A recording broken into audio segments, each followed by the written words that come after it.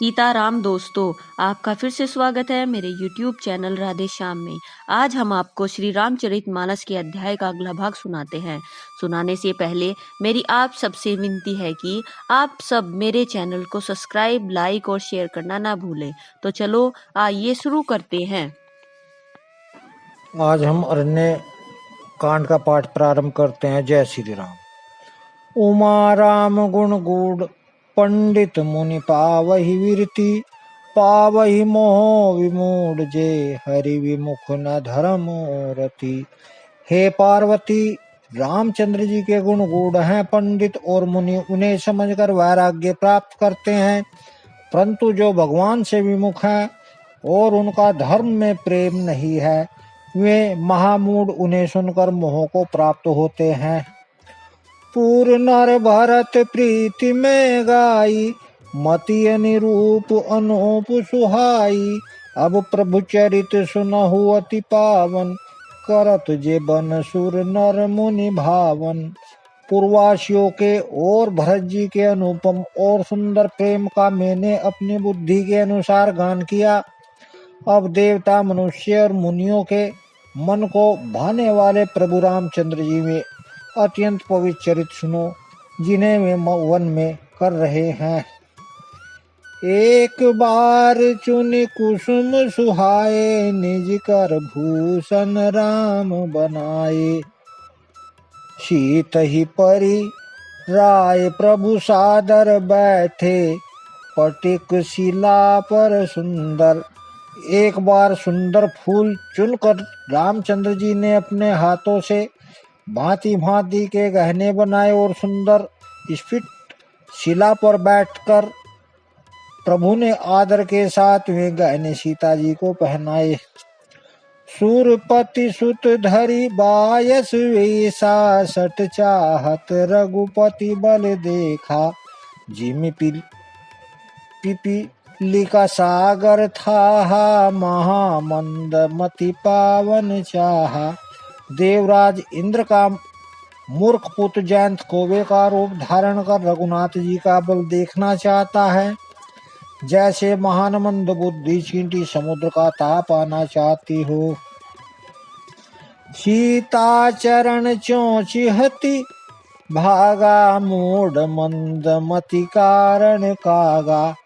चला रुधिर रघुनायक जाना, सीक धनुष सायक संधाना। वह मूढ़ मंद बुद्धि कारण से भगवान के बल की परीक्षा करने के लिए बना हुआ कौवा सीता जी के चरणों में चोंच मार कर भागा। जब रक्त बह चला तब रघुनाथ जी ने जाना और धनुष पर सींग सरकंडे का बाण संधान किया। अति कृपाल रघुनायक सदा दीन परने, नासन आई कीन छलु मूरख अवगुण गेहे।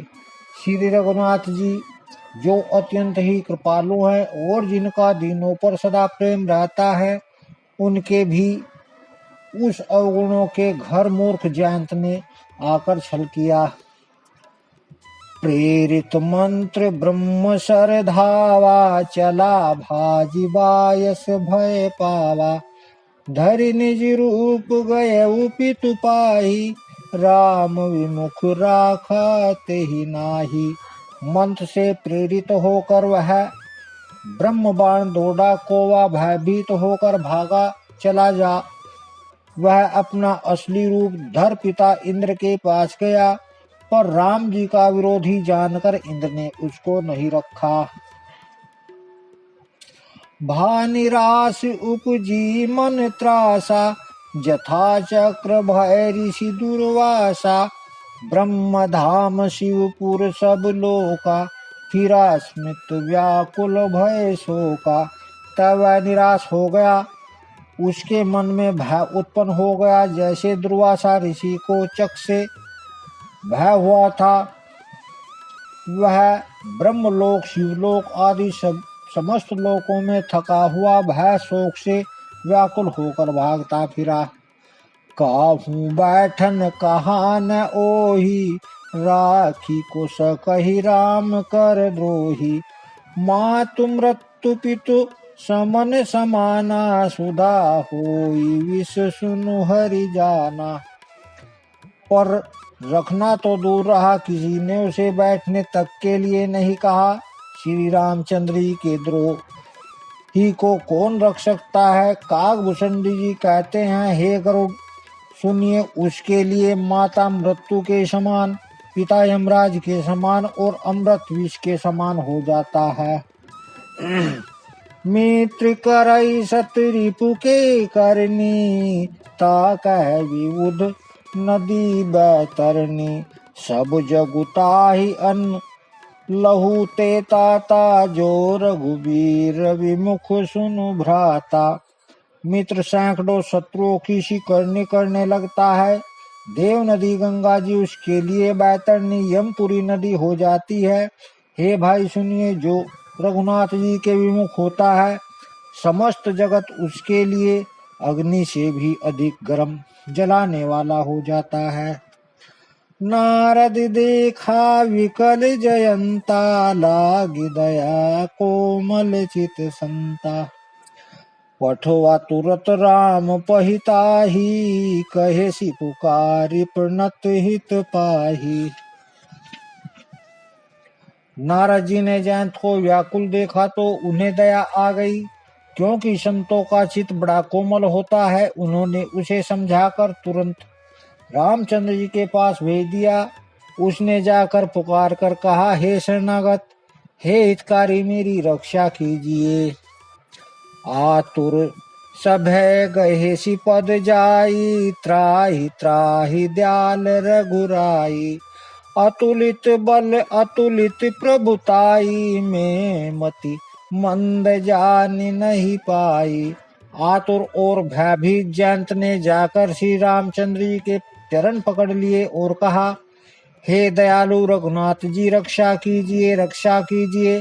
आपके अतुलित बल और आपकी अतुलित प्रभुता सामर्थ्य को मैं मंदबुद्धि जान नहीं पाया था। निज कृत कर्म जतिन फल पायहु, अब प्रभु पाहि शरण तकी आयहु। सुनि कृपालि अति आरति बानी, एक नयन करि तजा भवानी। अपने किए हुए कर्म से उत्पन्न हुआ फल मैंने पा लिया। अब हे प्रभु, मेरी रक्षा कीजिए, मैं आपकी शरण तक कर आया हूँ। शिव जी कहते हैं, हे पार्वती, कृपालु रघुनाथ जी ने उसकी अत्यंत आर्त दुख भरी वाणी सुनकर उसे एक आंख का काना करके छोड़ दिया। की न मोह बस द्रोह जपहि, ते ही कर बद उचित। प्रभु छाड़ऊ कर छो को, कृपाल रघुवर सम। उसने मोहवश द्रोह किया था, इसलिए यद्यपि उसका वध ही उचित था, पर प्रभु ने कृपा करके उसे छोड़ दिया। रामचंद्र जी के समान कृपालु और कौन होगा। रघुपति चित्रकूट बसी नाना, चरित किए श्रुति सुधा समाना। बहुरी राम यस मन अनुमाना, हो इहि भीर सबहि मोहि जाना।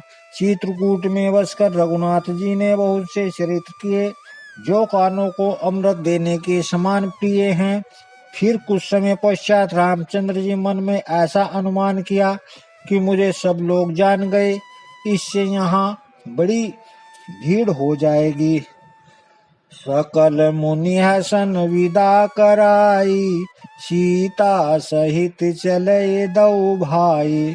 अत्रि के आश्रम जब प्रभु गयहु, सुनत महामुनि हर्षित भयहु। इसलिए सब मुनियों से विदा लेकर सीता सहित दोनों भाई चले। जब प्रभु अत्रि के आश्रम में गए तो उनका आगमन सुनते ही महामुनि हर्षित हो गए। पुलकित गाति अत्रि उठी धाये, देखी राम आतुर चली आए। करत दंडवत मुनि उर लाए, प्रेम बारी दऊ जन नहलवाए। शरीर पुलकित हो गया। अत्रि जी उठकर दौड़े, उन्हें दौड़े आते देख रामचंद्र जी भी और शीघ्रता से चले आए। दंडवत करते हुए श्री राम जी को उठाकर मुनि ने हृदय से लगा लिया और प्रेम आंसुओं के जल से दोनों भाइयों को नहला दिया। देखी राम छवि नयन जुड़ाने, सादर निज आश्रम तब आने। करी पूजा कही वचन सुहाए, दिए मूल फल प्रभु मन भाए। श्री रामचंद्र जी की छवि देखकर मुनि के नेत्र शीतल हो गए। तब वे उनको आदर पूर्वक अपने आश्रम में ले आए। पूजन करके सुंदर वचन कहकर मुनि ने मूल फल दिए और प्रभु के मन को बहुत रुचे। प्रभु आसन आसीन भरी, लोचन शोभा निखरी। मुनिवर परम प्रवीण जोरी, पानी स्तुति करत। प्रभु आसन पाकर विराजमान है। नेत्र भरकर उनकी शोभा देखकर परम प्रवीण मुनि श्रेष्ठ हाथ जोड़कर स्तुति करने लगे। नमामि भक्तवत्सलं कृपालुशील कोमलम, भजामि ते पदाबुंजम अकामीनां सरुधादम।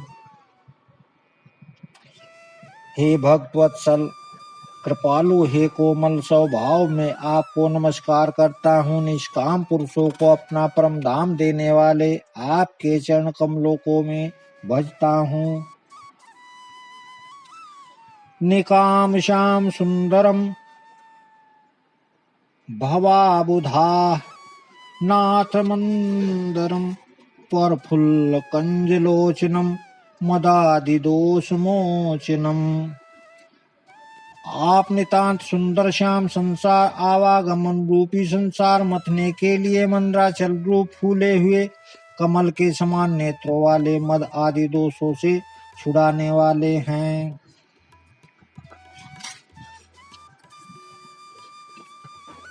विनती करी मुनि नाई सिरु, कह कर जोरी बहोरी। चरण सरोरु नाथ जनी, कबहु तजो मति मोरी। मुनि ने इस प्रकार विनती करके और फिर सिर नवाकर हाथ जोड़कर कहा, हे नाथ, मेरी बुद्धि आपके चरण कमलों को कभी ना छोड़े। अनुसुईया के पद गई सीता, मिली बहोरी सुशील विनीता। ऋषिपत नीनी मन सुख अधिकाई, आशीष दे निकट बैठाई।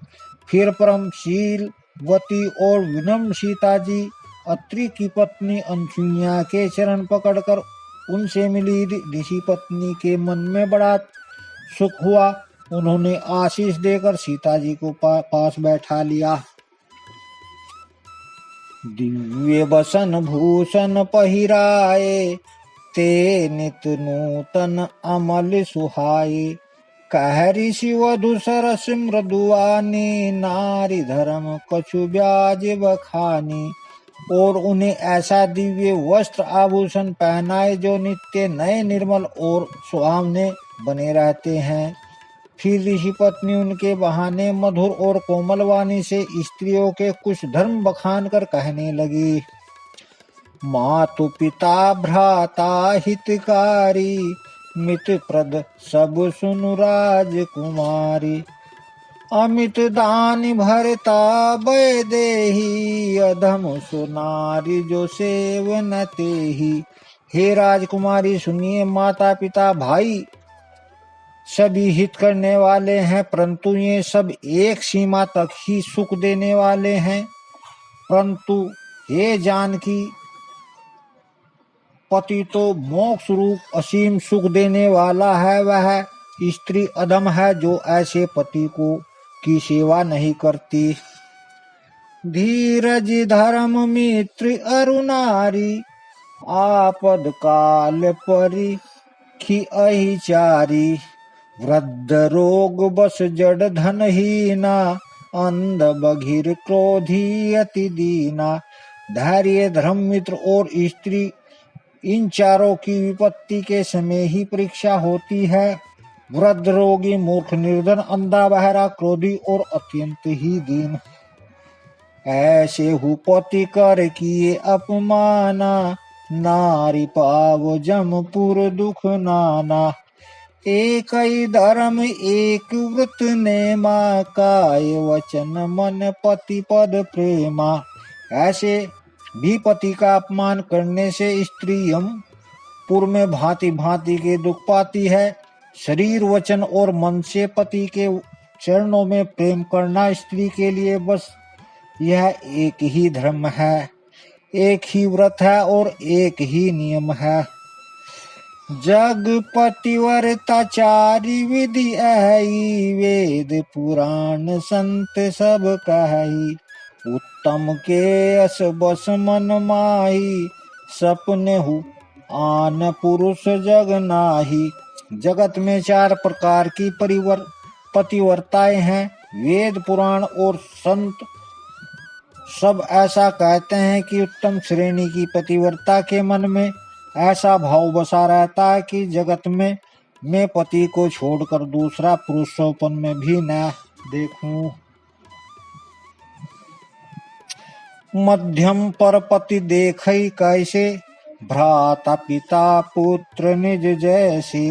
धर्म विचार समुझि कुल रहई, सो निष्कृष्ट त्रिये श्रुति अस कही।